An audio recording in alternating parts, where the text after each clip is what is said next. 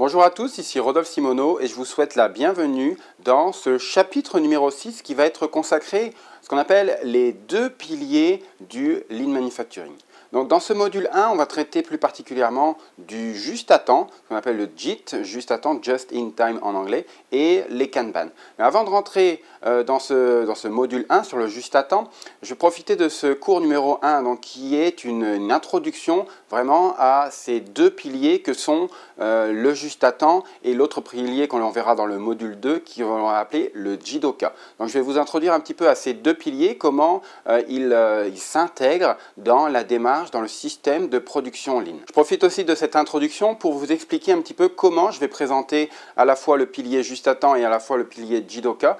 Le pilier juste à temps, c'est quelque chose qu'on va voir sous l'angle du jeu, sous l'angle de la simulation, simplement parce que c'est un concept assez contre-intuitif qui ne coule pas nécessairement de source et donc on va avoir besoin d'illustrations, de cas réels pour que vous puissiez vraiment appréhender les différents éléments de ce qu'on appelle une démarche en juste à temps et l'intérêt pour votre entreprise. Donc ça va être dans le module 1 sur le juste à temps, donc un mode jeu, un mode simulation, un mode mise en contexte avec des simulations qui vont vous montrer les effets du juste à temps dans le cadre d'une entreprise. Et la partie, donc dans le module 2, on ira voir le Jidoka de manière un peu plus conventionnelle où on va rentrer dans les différents outils, l'approche du concept, plus par une approche à la fois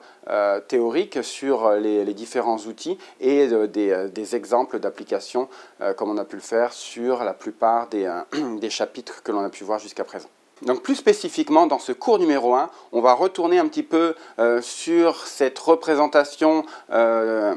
schématique du Lean avec le temple Lean et voir un petit peu comment s'intègrent les deux piliers du Lean dans le système de production Lean avant de vous présenter une simulation d'introduction au juste à temps qui va nous servir de base pour la compréhension de ce concept. Donc le système de production Lean a des objectifs bien clairs qui sont supportés par deux principes qui sont le Jidoka et le juste à temps et qui reposent, donc ces deux piliers doivent reposer sur des fondations qui sont solides. Donc c'est une représentation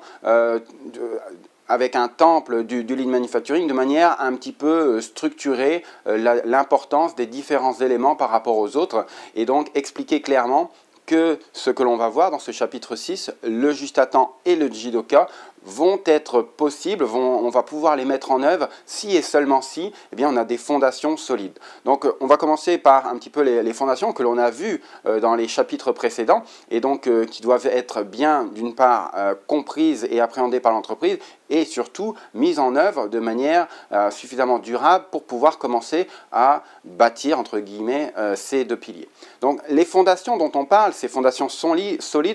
c'est tout d'abord la stabilité à la fois des ressources opérationnelles et de tous les éléments que compose l'entreprise. Donc avoir une stabilité d'une part au niveau des salariés en assurant leur bien-être au travail, en s'assurant qu'ils sont mobilisés pour la vocation de l'entreprise à rendre le service ou fabriquer le produit. Donc avoir vraiment une vraie stabilité des ressources humaines dans l'entreprise de par le contexte et d'autre part avoir aussi une stabilité sur le niveau de qualité, sur les équipements, sur les machines avec les différents outils que l'on a pu voir. Donc on a parlé de la chasse au gaspillage qui a pour but d'améliorer la qualité, d'augmenter la productivité, d'augmenter l'ergonomie, la fiabilité des équipements, on l'a vu un petit peu avec les 5S, avec la capacité à avoir un environnement de travail propre. Donc tous les différents outils que l'on a pu voir jusqu'à présent dans les chapitres précédents sont là pour assurer une stabilité des ressources opérationnelles, que ce soit les ressources humaines, mais aussi les ressources physiques, les actifs de l'entreprise. Donc ça, c'est un premier élément de base fondateur pour nos deux piliers. La démarche aussi d'amélioration continue, le concept de Kaizen, à la fois d'implication des personnes dans la résolution de problèmes et contribuer à l'amélioration quotidienne de l'entreprise. Donc avoir vraiment cette idéologie, cette philosophie d'entreprise qui est basée sur l'amélioration continue, la démarche Kaizen que l'on a vue dans un chapitre précédent. Et finalement, la pierre angulaire du Lean, donc la standardisation, le travail standard pour réduire la variabilité, continuer à éliminer les gaspillages de manière à avoir une uniformité dans vos processus, qu'ils soient de production ou de service rendu. Donc là, on parle vraiment des fondations mêmes qui doivent être en place pour espérer pouvoir entrer dans l'élaboration du juste à temps et du Jidoka dans l'entreprise. Donc, c'est bien important d'avoir bien ça en tête parce que si on essaye de faire du juste à temps ou mettre en place différents outils du Jidoka dans une entreprise qui n'est pas stable, où les gens ne sont pas mobilisés vers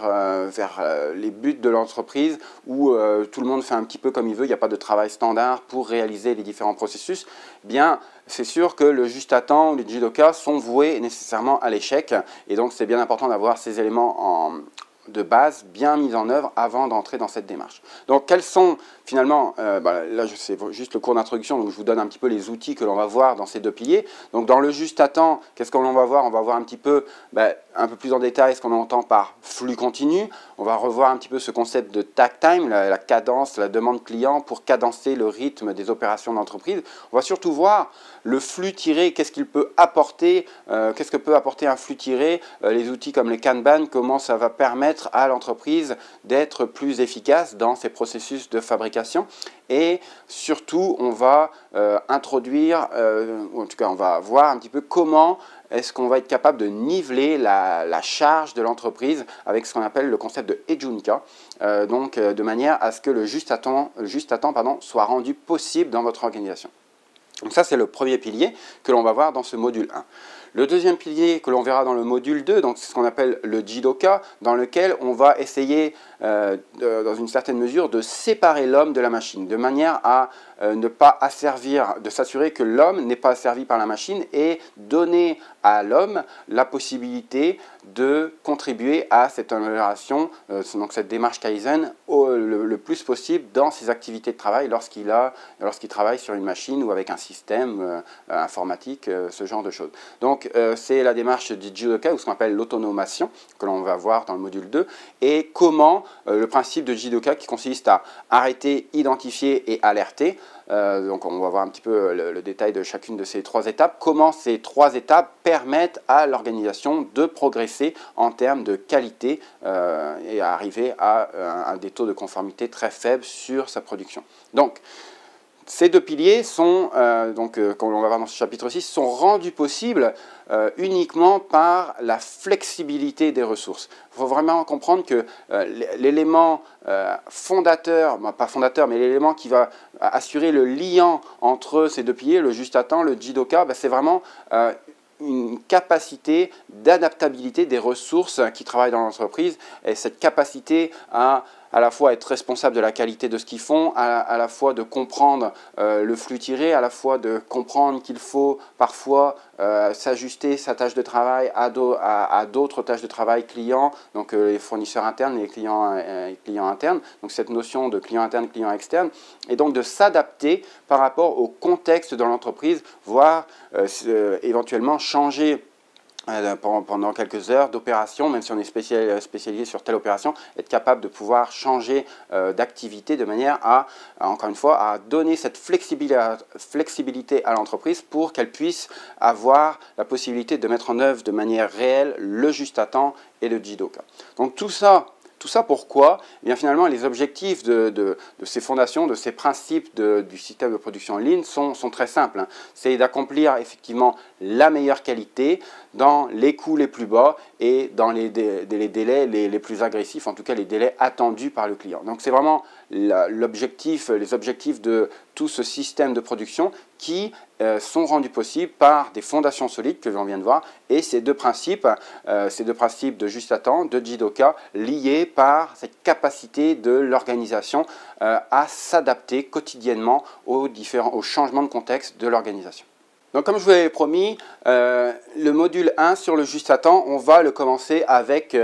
cette notion de jeu, on va l'aborder par cette notion de simulation, cette notion de jeu. Simplement, encore une fois, je le répète, que le concept du juste à temps, c'est un concept assez contre-intuitif pour la plupart d'entre nous.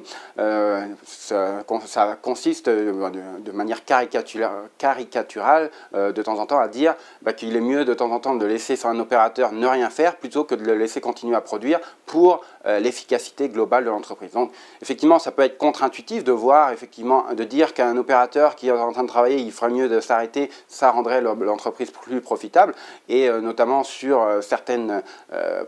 profils de managers qui aiment voir leurs employés travailler à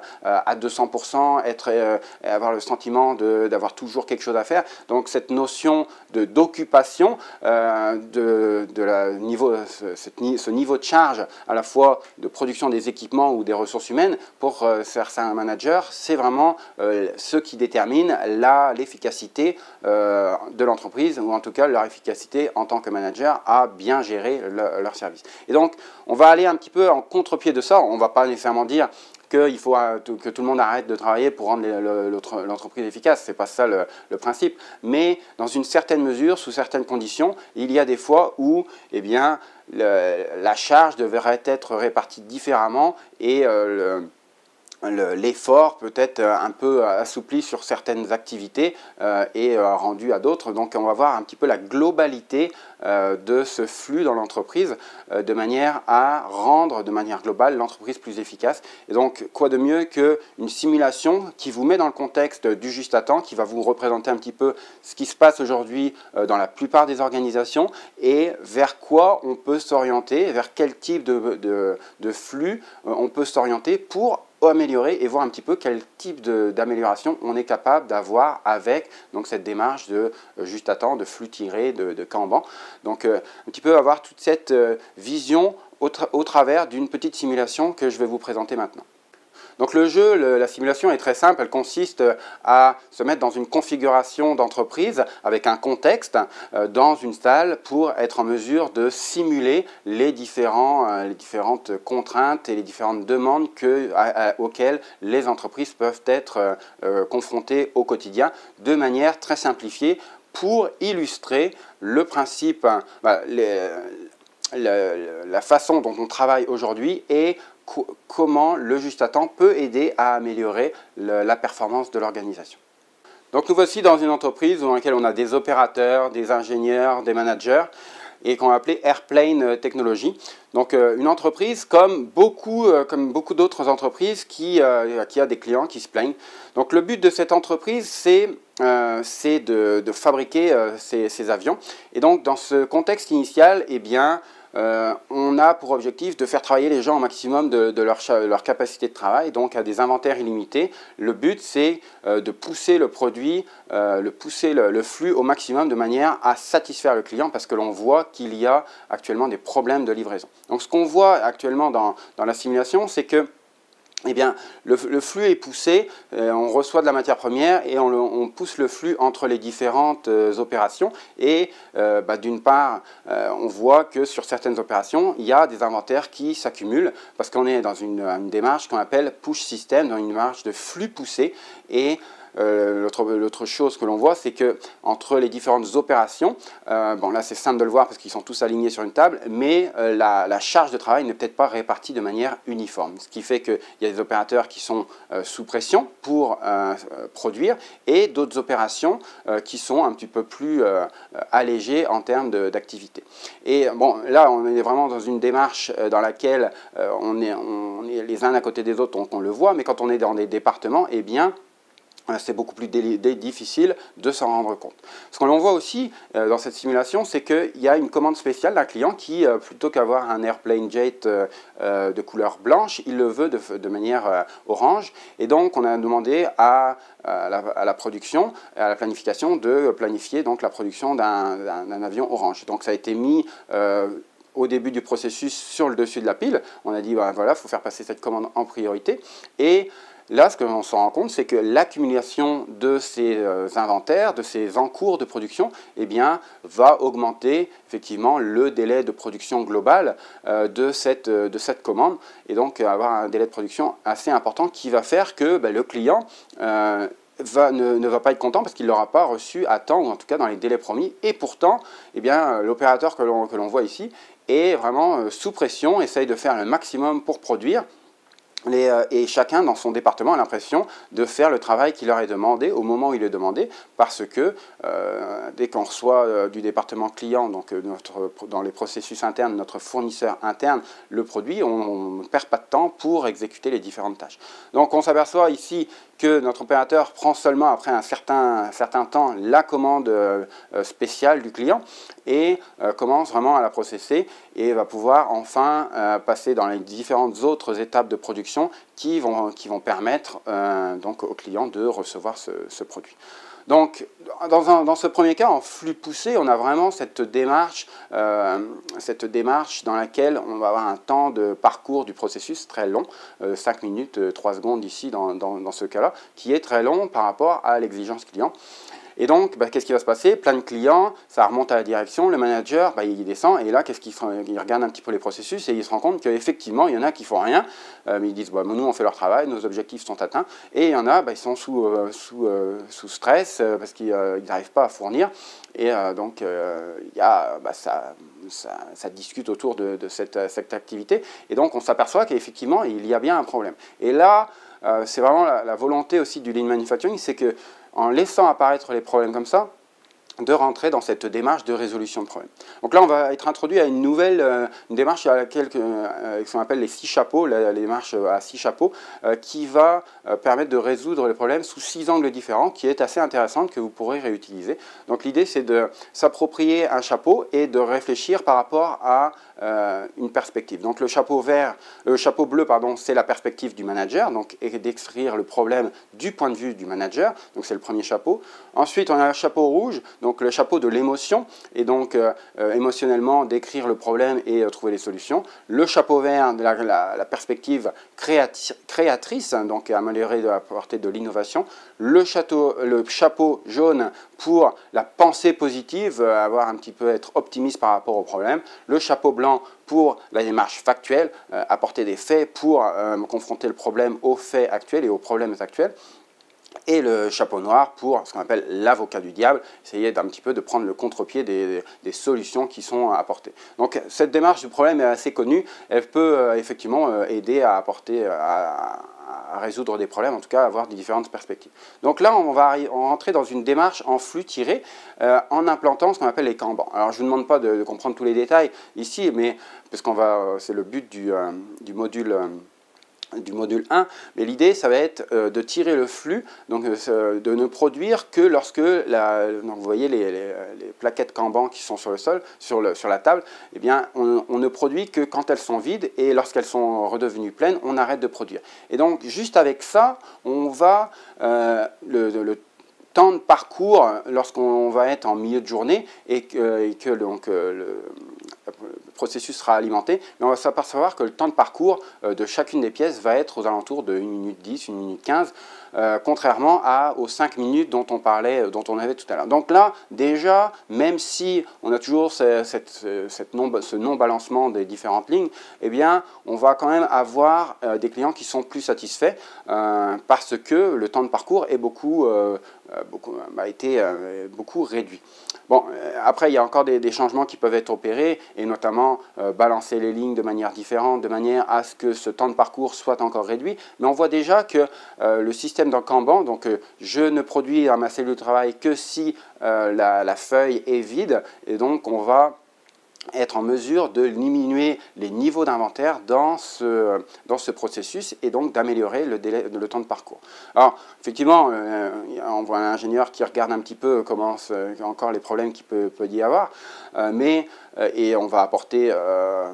des améliorations en termes de niveau de charge, notamment sur cette étape plus difficile, et en rebalançant ces niveaux de charge, en leur donnant des outils plus adéquats pour réaliser. Donc, c'est pas nécessairement donner des activités aux autres, mais tout simplement en améliorant le délai d'exécution de cette tâche qui était le goulot du processus, donc en donnant des outils adéquats, des ciseaux plutôt que d'arracher le morceau, et en donnant ce qu'on appelle une fixture qui permet rapidement d'identifier là où il doit couper. Eh bien, on va niveler, on va avoir toutes les opérations au même niveau de temps pour être réalisées et réduire fortement, encore une fois, le délai, le temps de parcours pour réaliser notre avion. Donc voilà, c'est vraiment une simulation par le jeu finalement, hein, mais qui traduit ce qui se passe dans beaucoup d'entreprises et notamment toute cette notion de système en flux poussé où on ne regarde pas nécessairement les développements de clients et chaque département essaye de produire au mieux pour avoir ses indicateurs au meilleur pour avoir des revues de performance satisfaisantes. Donc cette démarche dans laquelle tout le monde est en silo et cette démarche en flux tiré où on regarde le processus global et chacun contribue avec la notion de client interne et fournisseur interne à optimiser le flux, optimiser les objectifs de l'entreprise, de livrer les clients dans les meilleurs délais, au moindre coût et avec la qualité adéquate. Donc vraiment, ce n'est pas l'objectif de cette simulation de vous former au juste à temps. L'idée, c'est de vous introduire aux différents concepts que l'on va voir un peu plus dans le détail dans les prochains cours. Donc voilà qui conclut ce cours numéro 1 sur l'introduction au juste à temps et aussi l'introduction à ce chapitre 6 sur les 2 piliers du Lean Manufacturing.